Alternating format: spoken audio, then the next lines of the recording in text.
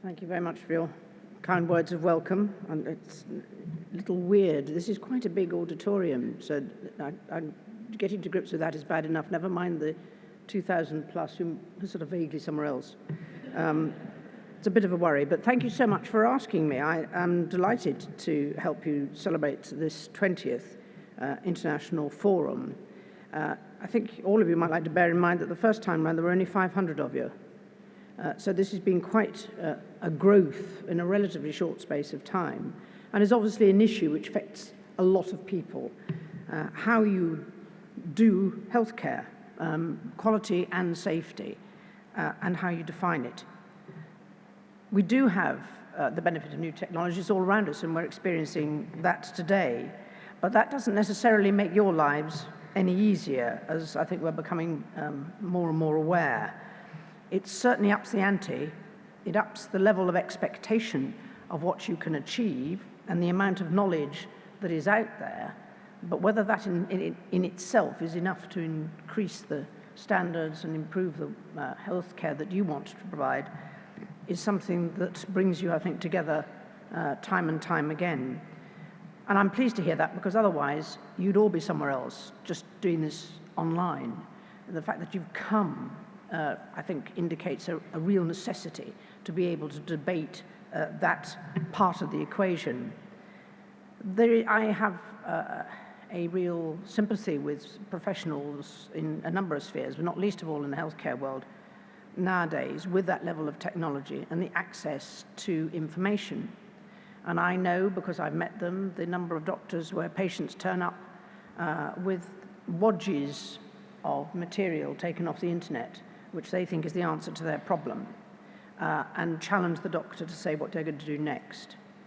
That's actually not a very good definition of healthcare, or indeed understanding it.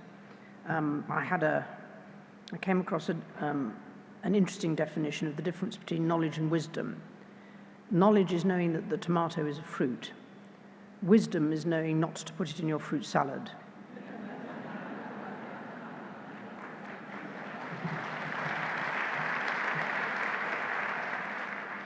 Sometimes the difference is subtle, and that's where it's a real challenge for you. It is healthcare. How do you get the message of good health across, and not just a series of articles and headlines, which may be the most that anybody sees? So coming together to discuss all those issues is really important.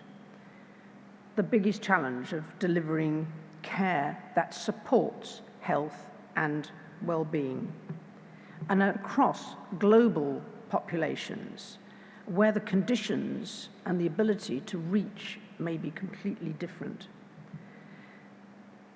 You define the aims of the healthcare community in providing healthcare are reflected as the core messages in this forum: to improve the health of populations around the world, to improve the patient's experience of care, and to reduce per capita costs of healthcare. I like that because it sounds simple and straightforward. It has a real basis of effort. The tricky bit is to keep it that simple, that people can really understand what that means. And we have a lot to learn, particularly from those resource-limited countries. The way technology is being used in those settings to disseminate healthcare to remote areas, to make it easier for them to reach those areas. You need to understand those limitations. Sometimes it creates much better answers to problems, to solutions to delivery, which in other places we've almost forgotten about. The way resources are often being used efficiently and with very low wastage, again, a concentration on the importance of delivery. And another area of interest to me is the logistics of delivering healthcare and the things that go with it. Quite often, even in the aid world, there are lots of demands for things that they want to take out to countries, but not how they're going to deliver them the last mile, both in terms of people or in terms of medication. And then, of course, there are significant improvements in child and maternal health in some areas, and yet we know that really relatively simple steps can make a huge difference in maternal and child health care. if you can reach those populations to deliver it. I suppose the spending, well, probably more than 30 years with the Save the Children has highlighted particularly the basics, which we have to keep going back to in order to make the systems work well. The basics of delivery of the extended program of immunization, the extended reach to maternal and child healthcare, the logistics of being able to reach those populations at the furthest end of that primary healthcare chain, and to develop training that allows everybody to support that so the knowledge doesn't disappear. Save the Children's founder was a woman who had great faith in education and of leaving a legacy through education, but that education had to be based on things that were understandable, repeatable, and affordable, so that it didn't matter where those communities were. They themselves would be able to maintain the sort of improvements that would make a real difference. We're going to hear later about the Ebola crisis, and I will leave that to them. Suffice to say that Save the Children was indeed asked to run one of the hospitals that the British forces built in Sierra Leone, and I'd had some experience in dealing with that kind of disease epidemic. But Ebola, as we know, was a much bigger challenge.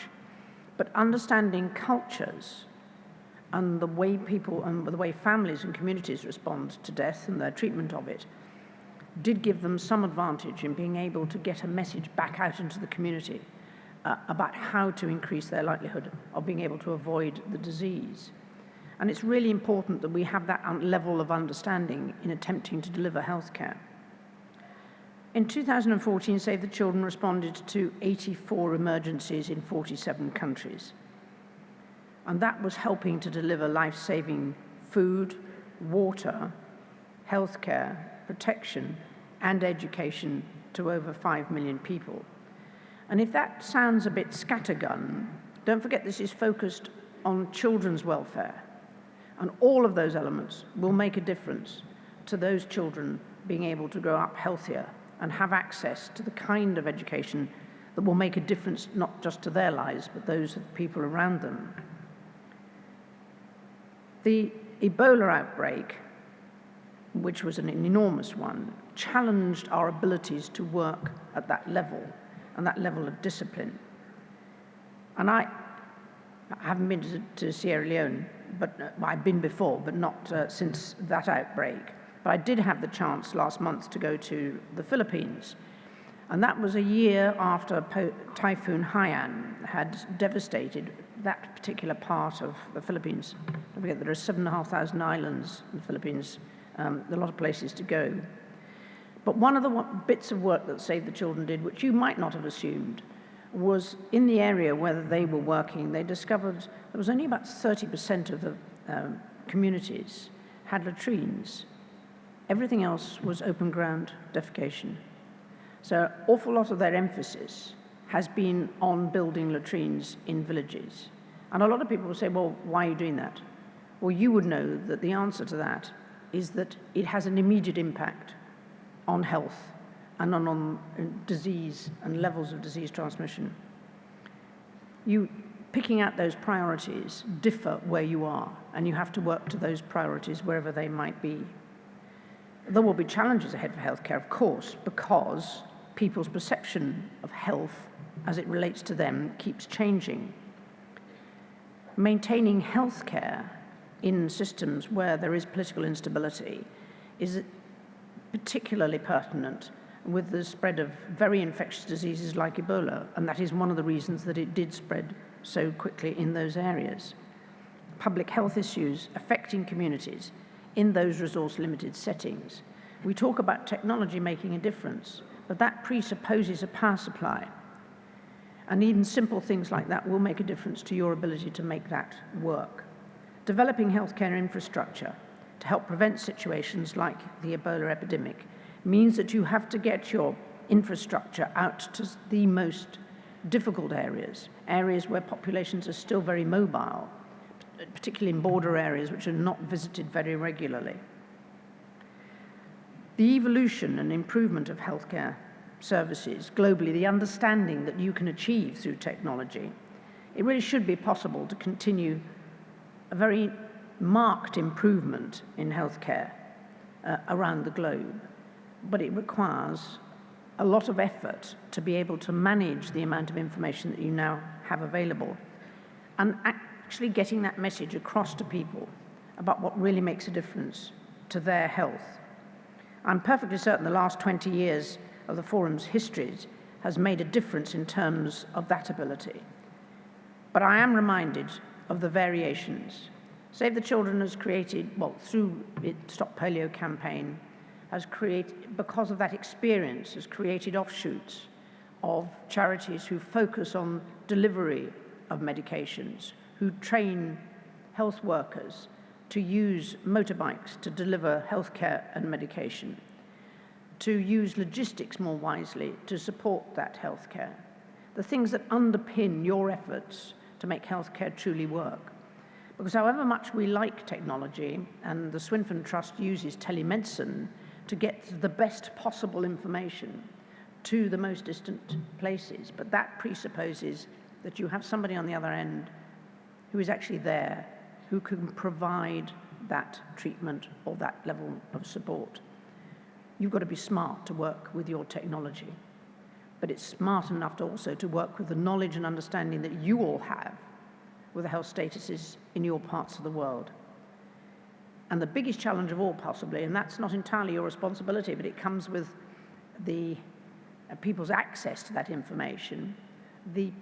After all, we're all potential patients and we get our information through a number of different ways, is how do the modern generation learn about health and what they can do to prevent issues in the long run.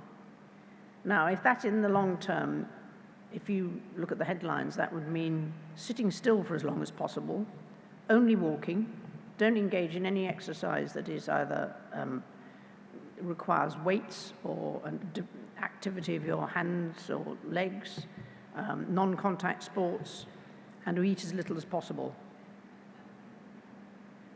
It doesn't actually inspire one hugely on the basis of living a great deal longer, which you're also promising us, and we need to have options. This is a difficult debate. I mean, you are presenting yourselves with difficulties in terms of the improvements that we have and the amount of knowledge we acquire. But people do want to live their own lives. I'm not a very good example. I've been occupying myself with my hobby. It was probably one of the things that most people don't want to do. So challenged physically, do things that lots of people recommend you didn't do in order to stay healthy. Sadly, it's also made me feel a lot better, and it's kept me fit. So there is a balance to be struck here, and I hope I'm going to be able to continue to do so. You, on the other hand, have got a lot more work to try and inspire people to understand what that balance is across a very wide range of countries, of assumptions, of expectations. I do think this forum has enormous value to the general health of this globe and our understanding of that really rather difficult word. So thank you very much for responding to the forum, for coming, for wanting to discuss it, for wanting to be part of this discussion. Because there is no doubt that when you go back to your places of work, I hope that this will have inspired you to understand where you can make a real impact on health for your population. So thank you very much.